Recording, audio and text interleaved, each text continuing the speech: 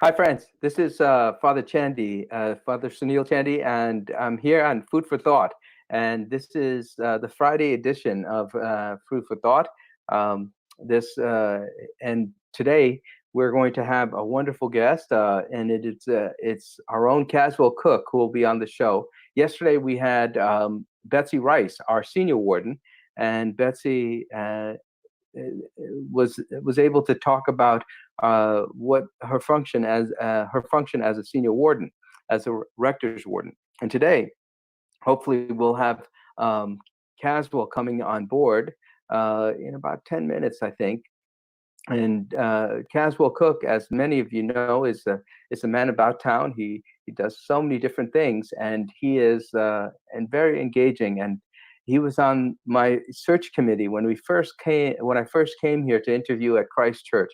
And I remember after that interview, as soon as the interview was off, he sent me a text, an email, and he said, "Just wanted to say thank you for being with us." And it was just and it began a wonderful relationship. And so I'm so happy that he became a member of the vestry, and then from there he became our junior warden, and he's shown some great leadership, and I appreciate his insight. And both Betsy Caswell and I have this wonderful relationship on this team, and it's great. And so, Ben, if you would bring Caswell on board, it would be great to see him. Hi, Caswell. How are you? Hey, Father Sunil, how are you? Good, good, good. You are just amazing, and you look great. Your hair is long. You had Well, I was scared to do to take the shears to it. I know you did. I don't know if you did it or your wife. My wife helped me trim a little bit in the back and the side. That's all you can do right now, Father Sunil. I know. You know what? And I didn't do this on purpose. My wife forced me. She came with it, and it's interesting. And so Yeah. you've had so many. We've had a wonderful relationship. I mean, these 5 years has been really great. And you even got married. I officiated at the wedding Yes. between you and Christine, and she is just so amazing. She's on the school board, and a very active and member of our community. And she's very supportive of you because you're all over the town. You love Westerly, and you do so much for Westerly. And Yeah, it's fun to do it, but we knew each other going back. Our first time we met was through politics and stuff, and so I think she was the right person because she understands the life I lead. But then, of course, she leads the same kind of thing with the school committee. So now during this whole COVID thing, I'll be on a town council meeting in the basement, and she's on her school committee meeting upstairs in the living room. Doing it this way through Zoom and through all these different apps. you know, I just so appreciate the heart you have for this community. It's beautiful. I mean, even as junior warden in our congregation, there's always every time you're always introducing me to someone new in our community. Someone, if they walk through the doors and you know them, you're saying, Sunil, you need to meet this person. You need to touch base with this person. This person has his mother's not doing well, or is you pray with him or something. It's just beautiful. I love it. Well, And Christ Church has always been the place that's, I think, been probably one of the most visible religious institutions in our town. And we have a long history of rectors that have been very active in the community. A lot of your predecessors, they were always known beyond the doors of Christ Church. Some parishes, your priest is there or your pastor, and they just tend to their own flock. But I think Christ Church, maybe it's because where we're physically located, right in the middle of downtown, next to the seat of government, across from the library and park, it just brings a visibility. And so it's great that you follow in the line of all those great people that came before that really do that. And so with all the stuff you've done, whether it's Rotary or the Clergy Association, or bringing in the first responders for services, things like that. Of course, that was all your idea, the first responders thing, and they all love it. That's your continuation of the legacy of Christ Church in the 21st century now. yeah, no.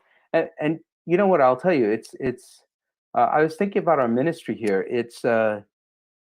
It's easy in a way. It's hard. It's difficult. It's challenging work, but it's also easy in a way because we have so many great leaders. we have so much talent. And I mean, you and Betsy for one, but then there's Stevie, our treasurer, our clerk of our vestry, Sarah Starkweather. We've had our vestry members. They're all very accomplished folks. And even in our community, within our community, they're I'm just scratching the surface as I continue to have conversation with our community members. It's just amazing, you know. Well, and they're all receptive. They want. I think they want you to reach out to them. It's like, not everybody goes to church every week. Obviously, we know that. um, but when you reach out and touch them, there's still something about a clergy person, even in the 21st century, that collar still means something, and it's important, and you understand that. Like most people can't understand that because most people aren't priests, and you understand the importance of that in the community, and your words or your presence even at different life events for people, whether it's a happy baptism or wedding or a sad funeral. Funeral. I mean, the one thing I could never do that you do, and I don't know how you and other priests do it, is the visitation of the sick. I mean, it's got to take a certain kind of strength, and I can only assume that it's draining. It's got to be draining. You know what? I'll tell you. It is a little bit. At first, and I visited with you in the hospital once, right? And at first, you don't want to go. There's a part of you that says, I don't want to see my friend sick. I don't want to see I don't want to have to deal with the emotional stress of dealing with the family and everything. There's a part of you that really finds it hard. But then you fulfill your duty. You do what you need to do. You make the step to do what you're supposed to do. And once you do it, that's when you feel the presence of God. I mean, so many times where I just walk into a place and I don't want to be there, but then all of a sudden, I know that I'm in the right place. I want to take my my shoes off, like in the Old Testament, Moses coming encountering God in the burning bush. He says the first thing they say next is the voice says, "Take your sandals off. You're on holy ground." That's the way I feel. Whether it be, in the hospital, saying last rites, or just visiting a friend or a parishioner in the hospital, just to pray with them. It's not really me. It's what I think I represent, the collar. It's the presence of God there, walking with folks, helping them to realize they're not alone. I'm with you. Yeah, it's and it can be draining because over whenever you come into a congregation, you're kind of you come into the congregation and you don't know who anyone is, and then you could do the functions. Okay, you could go and you could visit people and you get to know them and so forth. But once you get to know them, once you start to love them, then when they go through struggles, it becomes a part of you. And you think about it. You take it home with you sometimes. But you do that also, Caswell. I mean, you're a witness. You do that. I've seen you in these 5 years, and you take the problems and challenges of our community to heart. And I think that's God working in you. That's God working in all of us in Westerly. I mean, Westerly is really a unique place. We care for each other. Westerly and Stonington too, Yeah, I don't, I mean, it's different with me. I mean, being on the town council and stuff, I mean, it's public service. I mean, but the good news is with my public service is there's an end to my term. Whereas in the Episcopal Church, priests don't retire. No, they don't. But we don't necessarily want to. But you've been doing public service for a while, so I don't see you retiring either. No, I don't feel old enough yet, but there comes a time. The most fun thing for me, and you can ask my wife, I love doing stuff with church the most. And I don't know why or what it is. I've always kind of been called towards it. I don't know I don't think there's been a burning bush in my life, but but there's been something that's always, brought me there whether it's to Christ Church or any church. I mean, wherever I go around the country or around the world when I've traveled, I always want to go to the church that's there. I always seek out the local Anglican church or something. And there's just some kind of a comfort in our Book of Common Prayer that I could be in. I was in Hong Kong, China years ago, and I went to the church, and it's not the exact same version, but it's the Book of Common Prayer. And so it's kind of a cool thing. And it's also life gets really hectic, and it's not necessarily about I need to believe every word of that creed or whatever it is. It's the place and the people and the presence, and you just feel there's a reason why some religions do meditation, and but we do too, in a way. I mean, there's calmness, there's pauses, and it's important. I mean, it even says in the prayer book, silence is kept. That's kind of powerful, because where else do you keep silence in the world? So I've always enjoyed that part of church, and that's why I love the Episcopal Church, because I think we have the best liturgy. Not to be condemn anyone else, but I think we have the best. We do the services really well. In most Episcopal churches across this country, and the Anglican Church. I mean, just look at the royal wedding. I mean, if that's not great pomp, circumstance, and pageantry, but on the other end, we can do it without it. Yeah, because we've been doing it with an iPhone and a prayer book. So we can do it both ways. Yeah, and that's one.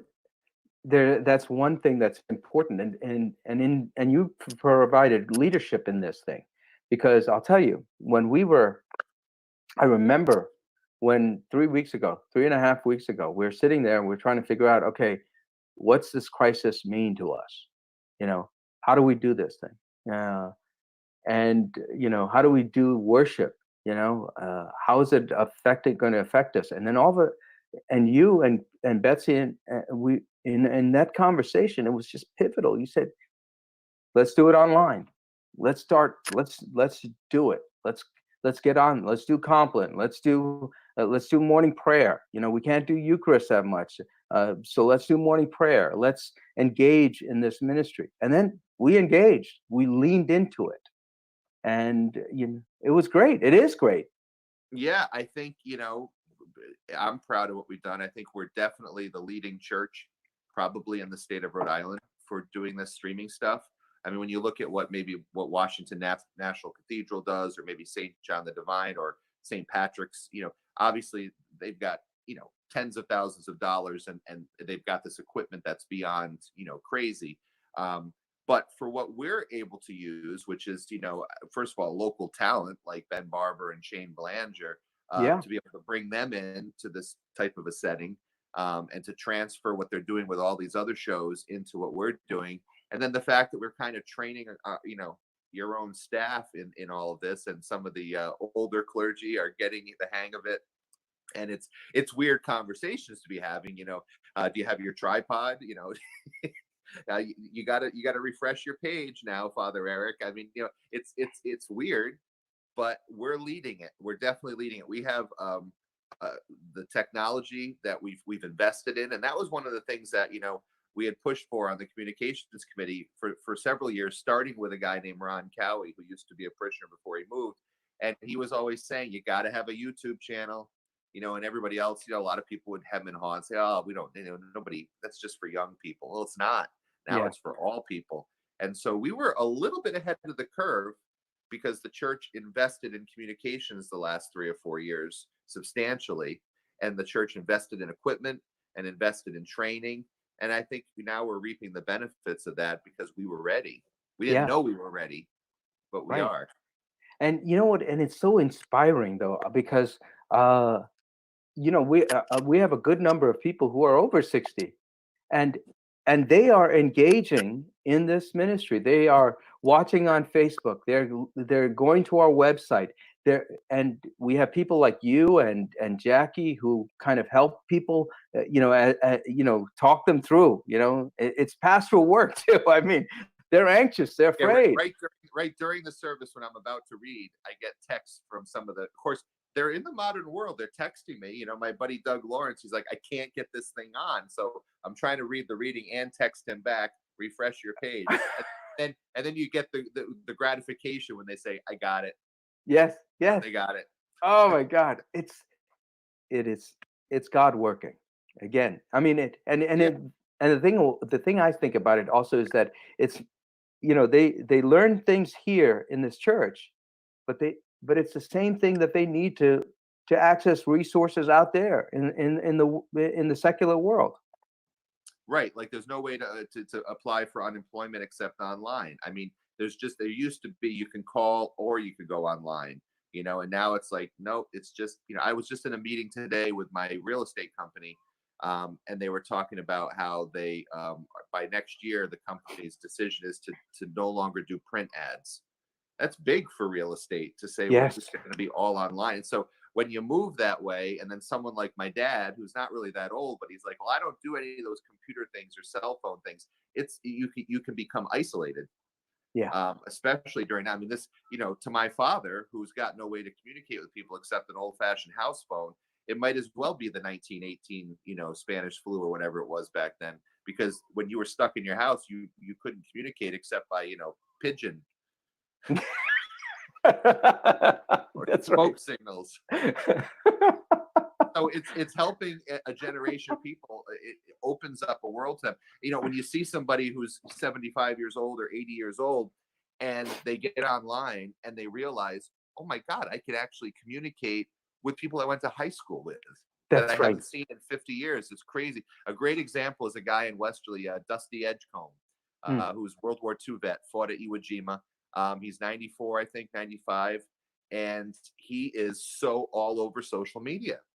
I mean, this guy is in his mid 90s and he's just texting away and he feels connected. And I think it keeps him younger.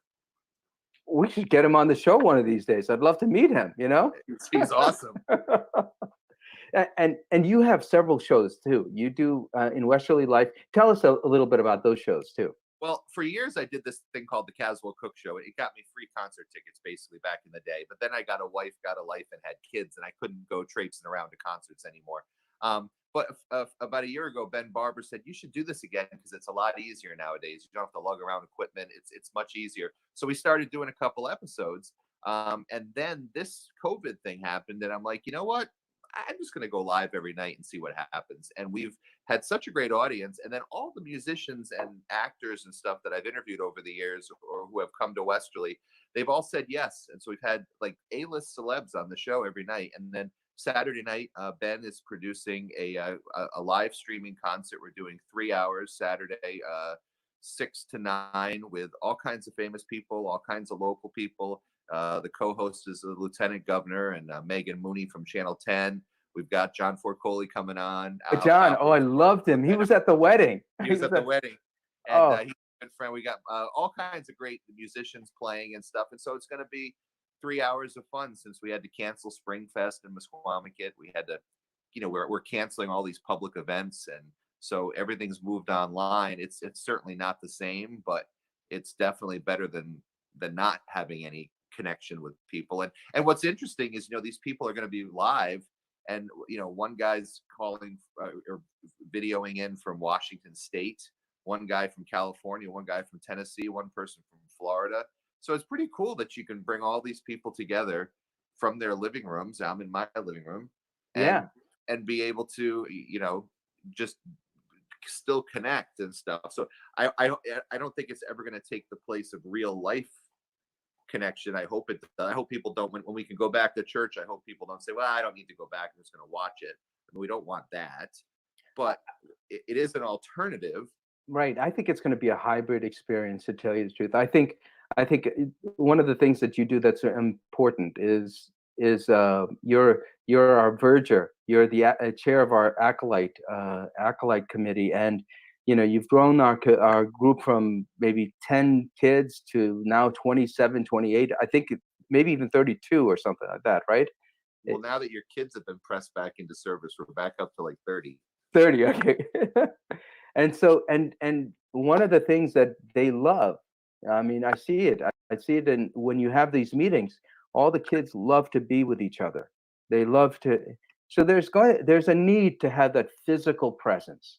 Yeah. And it's great seeing how you help, you train them, and their parents, their fathers and their mothers are involved in the training, and it's kind of, and it's a shared experience, and so they learn how to listen in church, to be in church, to engage in the work of God, and and they love it that it's in the midst of community. So I think there's going to be some elements of the virtual world, but there's Yeah. also going to be a need to be with each other, you know? Well, it's strange, and these little kids, and I never understood, what age you're supposed to start them doing things like singing or being altar servers or whatever. But that age 8 is a great age, and I learned this all from George Kent because, when we were kids, when I was kid, and I started singing when I was 8 and started doing and becoming an acolyte. We you're a kid and you misbehave and you do it, but for some reason, you, the church experience is good for kids. It's good, obviously they're formulating their beliefs. They don't know what they believe exactly when they're that age. They're told things and whatever, but they have to get. But it's really impressive to me to like be able to see, like, 20 something kids, and they're all kind of working for a common goal. Like when we get them all together on Holy Thursday, on Monday, Thursday, we didn't get to do that this year. Yeah. But people are like, I remember one person said to me, "Oh, you can't put all those kids together in one service." And I'm like, "Watch us," and it works, and they rise to the occasion. And I think that's how my leaders like George Kent and Everett Perrin taught me. So I'm like, all right, well, let's just use that formula because I think it works. I think they will rise to the occasion. And it's not about being strict or anything. It's just about, this is how you act in church, and this is what's expected of you. And it's really important for you to set an example for the people that you're serving. Because what is an altar server, right? They're serving. So that's it's actually not even hard for me. It's actually really fun and easy. Now, when I was a kid, I never thought that I'd be one of the adults. That's right. But you probably feel that way too. Your dad was a priest. You're probably thinking, I'm never going to be doing that. I never thought I was going to be a priest. And in fact, I rebelled against it. I really did.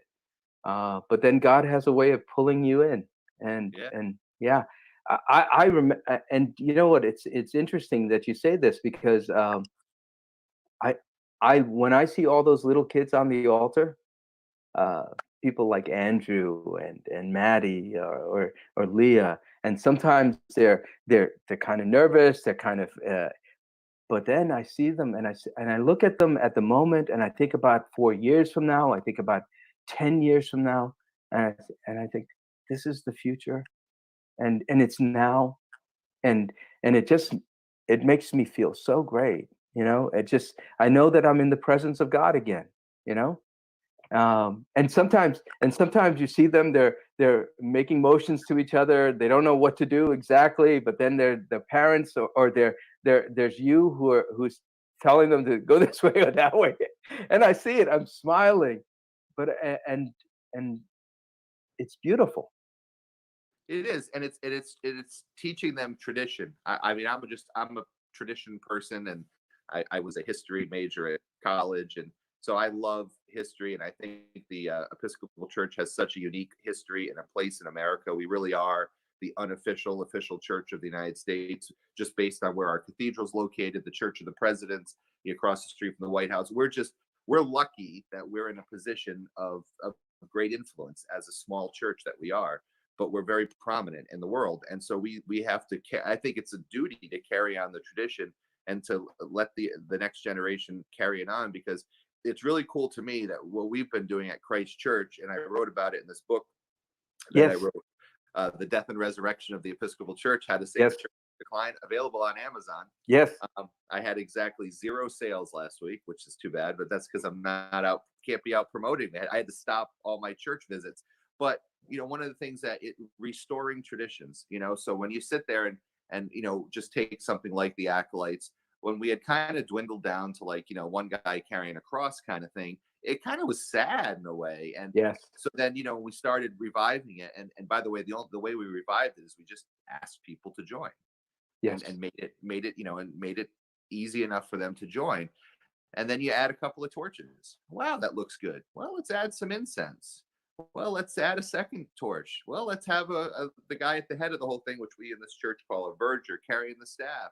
Let's say, so it's really cool. So the other day, Christine was watching a documentary, as she's been doing, on Princess Diana, and they showed the funeral at Westminster Abbey, and they showed the procession, and I'm like, there's a verger, there's the crucifers, the torches. We do that right here in little old Westerly.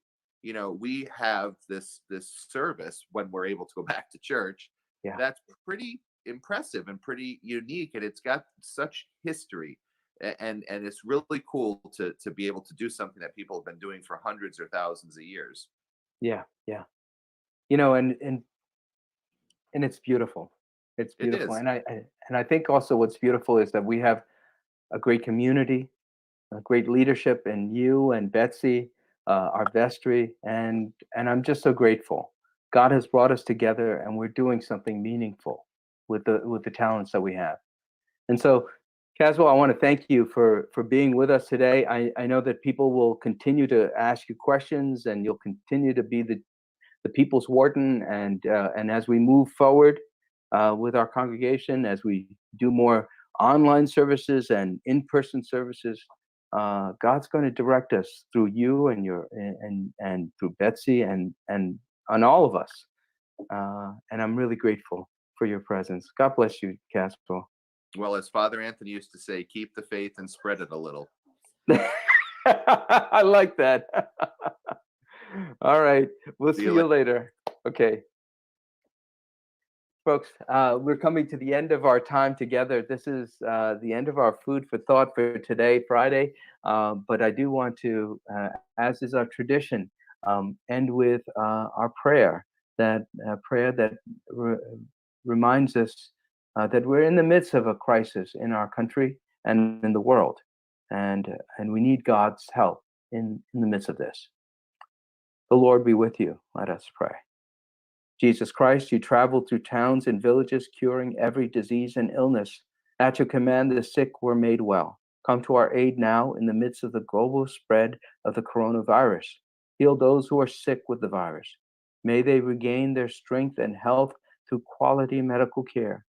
Heal us from our fear, which prevents nations from working together and neighbors from helping one another. Be present with those in authority who are making hard decisions. Support the medical professionals, emergency responders, and our caregivers. We ask this all in your name, Jesus. We pray. Amen. Join with me in the Lord's Prayer. Our Father, who art in heaven, hallowed be thy name. Thy kingdom come, thy will be done, on earth as it is in heaven. Give us this day our daily bread. Forgive us our trespasses, as we forgive those who trespass against us. Lead us not into temptation, but deliver us from evil. For thine is the kingdom and the power and the glory, forever and ever. Amen. Friends, share the light of Christ with others today, and share it with the world. The world needs it right now. Share this program also with others through Facebook, and continue to come back to it. God bless you all.